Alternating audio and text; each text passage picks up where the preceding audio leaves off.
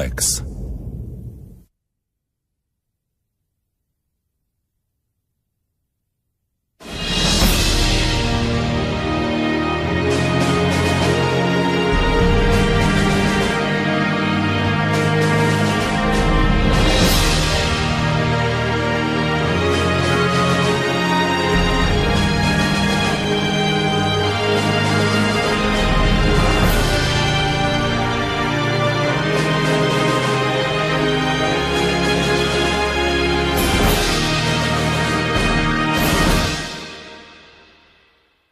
Senhores telespectadores, nesta nossa peregrinação pelas cidades portuguesas, cabe hoje a vez a Lamego. Lamego é uma cidade antiquíssima. No século VI, no ano de 569, num concílio que houve em Lugo, na Galiza, já aparece uma referência ao bispo de Lamego. 2 anos ou 3 depois, aparece esse bispo num concílio em Braga. Isto quer dizer que, nesta altura, já o cristianismo dominava grande parte do nosso território, já havia várias igrejas e tinha que haver uma sé, que era quem administrava a vida religiosa na região. Uma dessas igrejas, que está aqui bem perto de Lamego, é a Igreja de Balsemão. É uma igreja muito interessante. Há quem diga que é a mais antiga da Espanha, há quem diga que é a segunda, mas de qualquer maneira é uma igreja do tempo dos visigodos. Isto mostra a antiguidade da região.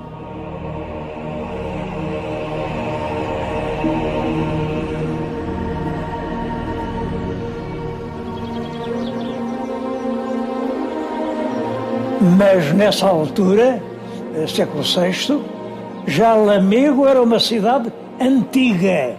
No tempo dos romanos, o imperador Trajano deu-lhe título de civitas, cidade. Esta importância explica-se pela qualidade excepcional dos vinhos que ali se produziam. Estes vinhos de Lamego eram exportados, eram famosos. Ao vinho do Porto começou-se a chamar vinho de Lamego e pode-se dizer, sem exagerar, que a região de Lamego foi o berço do vinho do Porto.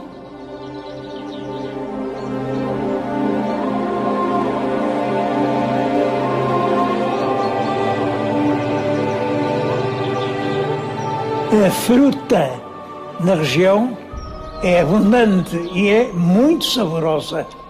São célebres aqui as cerejas de pena-joia, as que não ficam a dever nada, as de Alcongosta, pelas quais, aliás, eu tenho uma grande simpatia. Nos fins do século XIX, criou-se uma atividade nova, as caves da Raposeira, onde se fabrica um espumante da maior qualidade. Este espumante da Raposeira só não se chama champanhe, porque champanhe é uma designação de origem da província de Champagne, em França. Só o que é criado lá na terra de Champagne é que se pode chamar champanhe. Aquilo, enfim, é um espumante, mas é um espumante de uma alta qualidade, o espumante da Raposeira, e continua a ser uma fonte de riqueza para a cidade.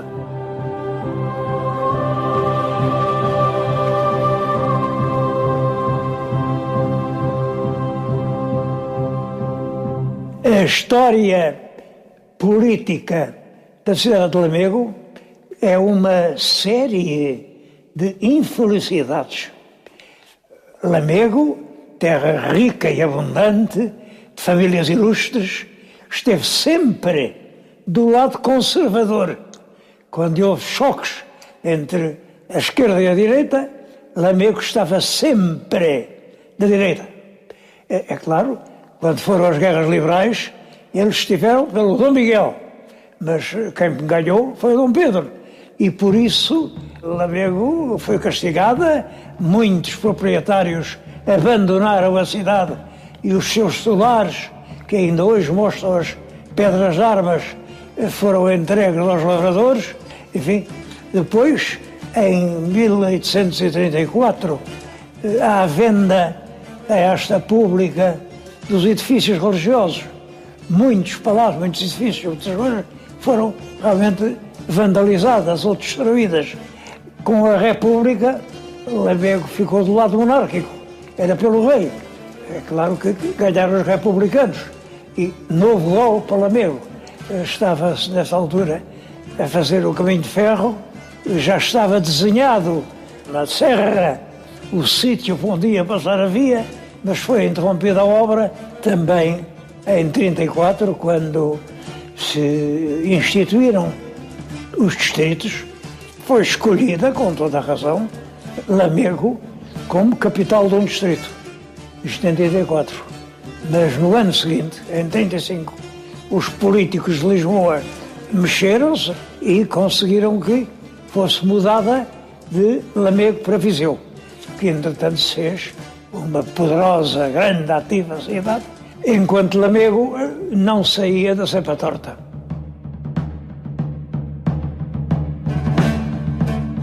Ao mesmo tempo, as capitais do vinho do Porto iam passando para a cidade de Vila Real, uma cidade criada pelo rei Dom Dinis, uma cidade moderna, e para a Régua.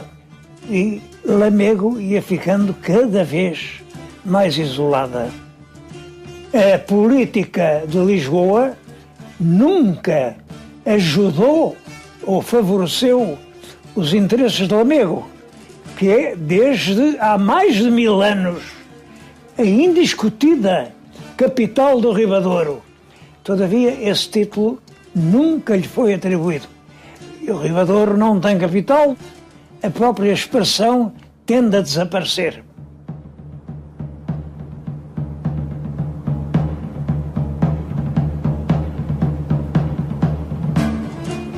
A cidade caiu no poder dos mouros, claro, em 700 e tantos, e só em 1057 é que é reconquistada pelos cristãos, pelo rei Fernando Magno de Leão, e é então restaurada a diocese, que ou tinha sido interrompida, ou pelo menos os bispos tinham sido obrigados a viver fora da cidade, e recomeça a vida episcopal, que tem uma importância enorme para Lamego. Lamego foi sempre a terra dos bispos, de uma região enorme.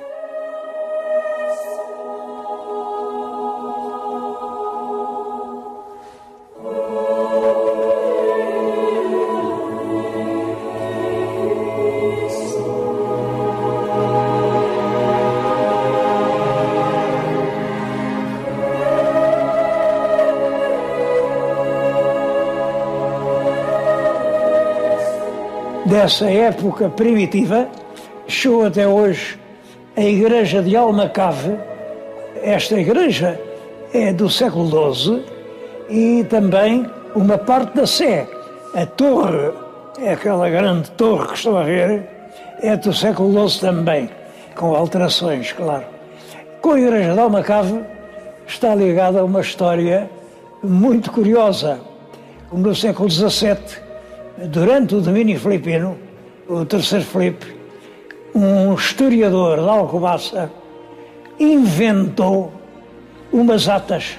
Disse que encontrou lá um documento e transcreve-o e fê-lo com muito cuidado, para parecer mesmo que era verdadeiro, a dizer que no tempo de Dom Afonso Henriques se tinham reunido ali umas cortes, as primeiras cortes portuguesas, e que nessas cortes tinham sido aprovadas umas atas para serem a lei fundamental da monarquia portuguesa.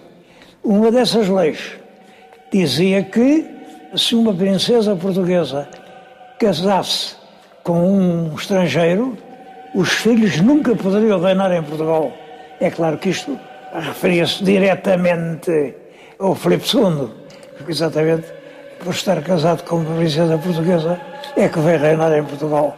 Estas atas do século XVII foram aceitos como boas. Isto mostrava que não devia haver nunca domínio filipino e acreditava-se nisso. A lei fundamental de Portugal eram as Cortes de Lamego.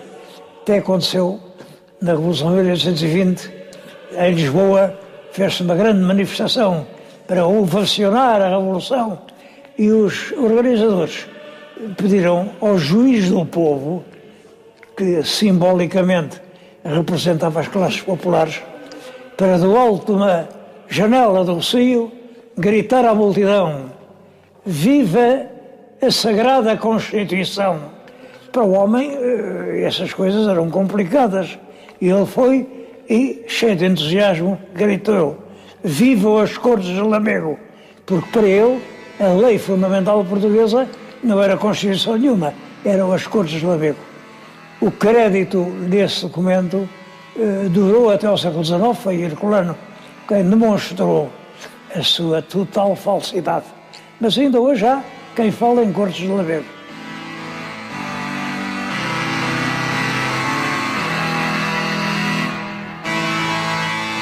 Um dos monumentos mais populares e mais famosos de Lamego é este santuário da Senhora dos Remédios.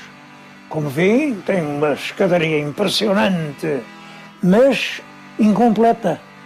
As obras foram começadas no ano de 1700. É uma altura em que está a chegar em cheio o ouro do Brasil. Bom, as obras prosseguiram muitos anos, o ouro acabou-se. E a obra também. E tinham previsto em cada patamar uma capela de esculturas, mas só chegou a haver uma, que é o que lá está. Mesmo assim, o santuário é um lugar de peregrinação dos maiores do norte do país. Junta-se ali dezenas de milhares de pessoas. Mas é claro que, para mim, o monumento mais importante de Lamego é o castelo. É o castelo, vem já do tempo dos mouros, século XI ou XII. Este castelo está ligado a muitas coisas da história portuguesa. Olhem, quem era o governador do castelo, no tempo de Dom Afonso Henriques, era o famoso aio Egas Muniz. Como sabem, a Condessa Dona Teresa deu o filho Afonso Henriques a criar o seu aio Egas Muniz. Portanto, a criança deve ter andado por ali, brincado por ali com outros garotos, e Egas Muniz era o governador do castelo e o tenente. Tenente é quem tinha de todo o Rio. Ele vivia, não aqui, propriamente, mas numa aldeia a 2 passos, em Bretiande, e esta terra fazia parte do seu ambiente familiar. Nasceu também em Bretiande o ilustre historiador Dr. Almeida Fernandes. É uma grande figura na investigação histórica portuguesa do século XX. Ele tem uma obra notável, o que nós hoje sabemos aqui do Rio, de Arouca, de Lalín, de Bertiande, de Lamego, a ele o devemos. Uma política de capoeira, perfeitamente, impediu que a universidade lhe desse o relevo a que ele tinha direito. Mas não deixa de ser, por isso, o principal medievalista do século passado.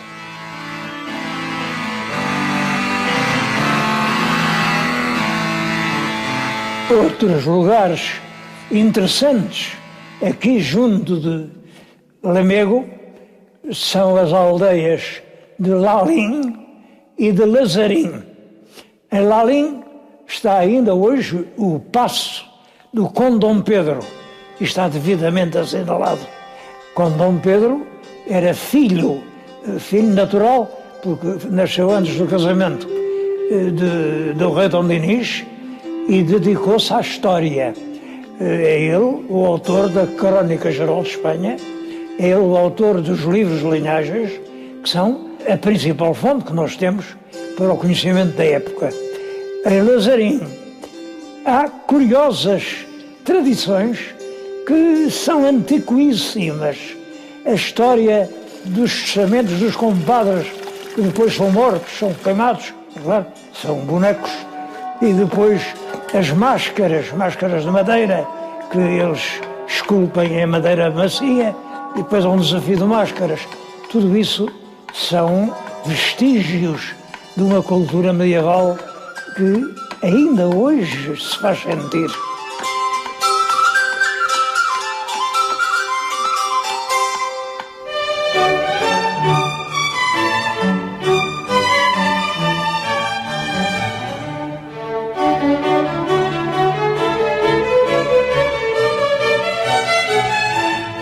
Monumento de visita obrigatória é o Museu de Lamego. Está instalado num belíssimo palácio. Era o antigo paço de residência dos bispos, mas, é claro, foi confiscado pelo Estado e tem uma coleção de objetos notáveis, objetos de escultura, pintura, ourivesaria, paramentaria, imensas coisas.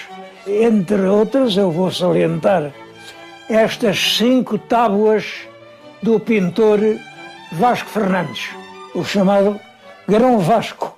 Deram-lhe o nome de Grão Vasco só do século XIX, porque ele, durante a sua vida, não teve a projeção que o seu mérito justificava.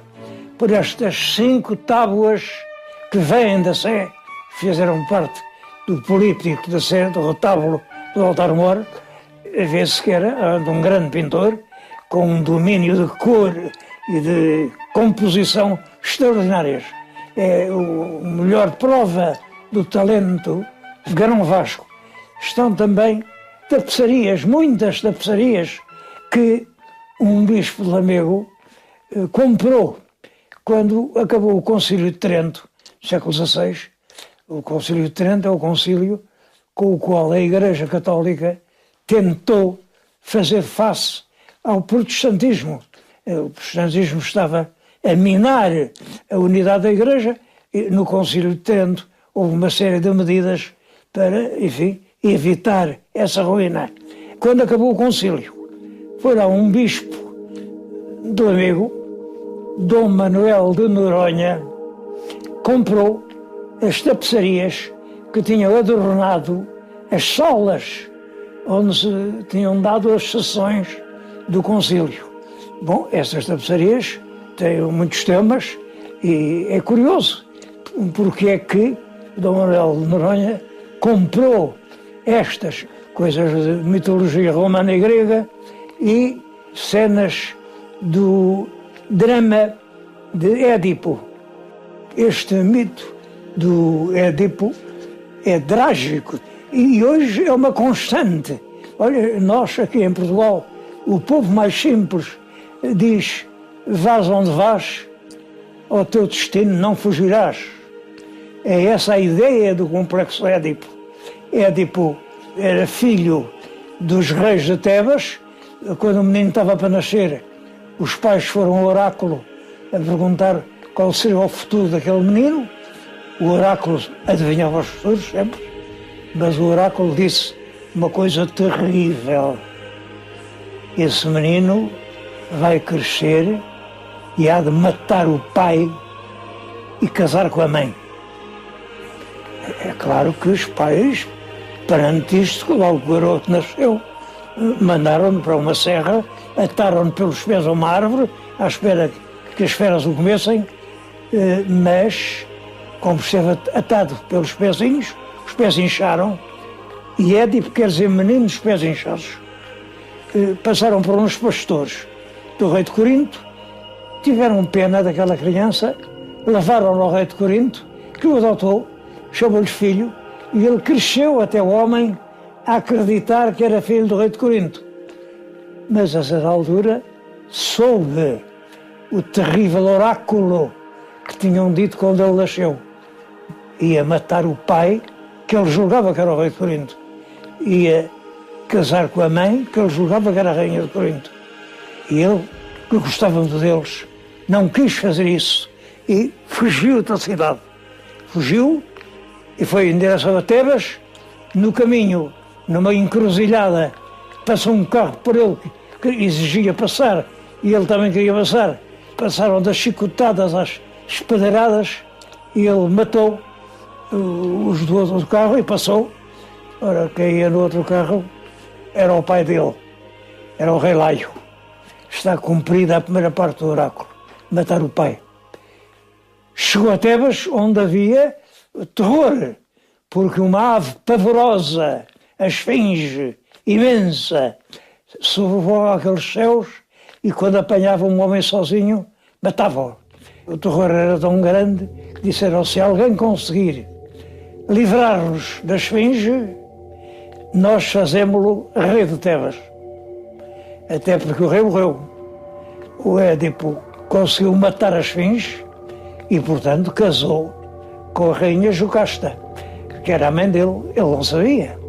Bom, mas começaram a acontecer todos os desastres possíveis, frutos cresciam podres, os animais morriam ao nascer, a água envenenava. O que será isto? Foram ao oráculo, perguntaram, isto é castigo porquê? Os deuses castigam-nos desta maneira? E o oráculo respondeu, é porque a cidade está a ser governada por um homem que matou o pai e que é um homem que agora está casado com a mãe.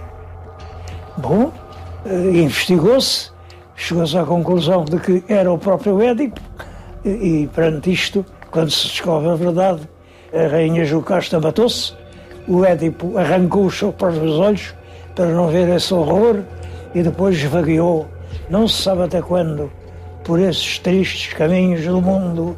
É a ideia do destino ao qual ninguém pode fugir. Aí, por esse mundo, ainda anda a sombra de Édipo. É o que isto quer dizer.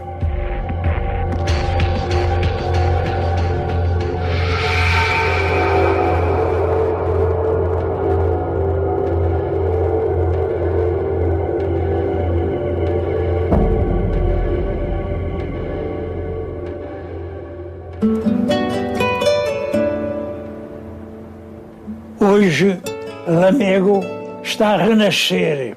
O isolamento a que foi votado com o corte da linha férrea está, de certo modo, reparado pelas carreiras fluviais, os barcos de cruzeiro que sobem o Rio Douro. Na régua passam os passageiros com as caminhonetes e vão até Lamego, onde visitam os principais monumentos.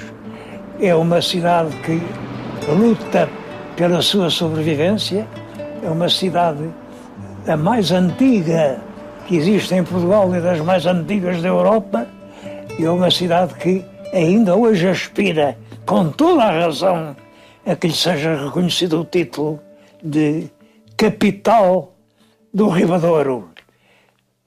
Se alguma cidade portuguesa quisesse reivindicar o título de madrinha de Portugal, esse título seria dado com certeza à cidade de Lamego.